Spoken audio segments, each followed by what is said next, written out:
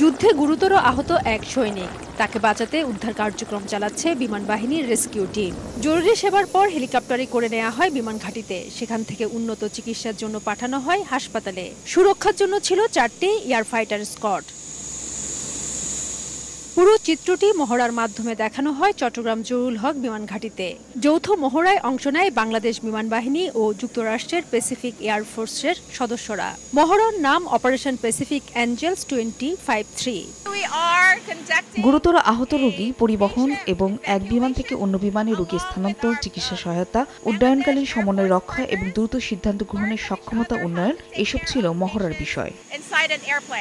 গুরুতর আহত রোগী পরিবহন এবং এক বিমান থেকে অন্য বিমানে রোগী স্থানান্তর, চিকিৎসা সহায়তা, উড্ডয়নকালীন সমন্বয় রক্ষা এবং দ্রুত সিদ্ধান্ত গ্রহণের সক্ষমতা উন্নয়ন এসব ছিল মহড়ার বিষয়। এছাড়া দুদেশের এই মহড়ায় ছিল কমব্যাট ট্র্যাকিং অনুশীলন আর সার্ভাইভাল অনুশীলনের অংশ ছিল প্রতিকূল পরিবেশে সীমিত সম্পদ ব্যবহার করে বেঁচে থাকা সহ বিভিন্ন কৌশল। উভয় বাহিনীর যে মাধ্যমে যে যৌথ পরিচালনা হচ্ছে, এটা ভবিষ্যতে কোনো যদি প্রয়োজনীয়তা হয় সেক্ষেত্রে আমরা একসঙ্গে কাজ করার সক্ষমতা অর্জন করব। সপ্তাহব্যাপী এই যৌথ মহড়া শেষ হবে শুক্রবার। চট্টগ্রামে জহুরুল হক বিমান ঘাঁটি থেকে ফেরদৌস লিপি, সময় সংবাদ।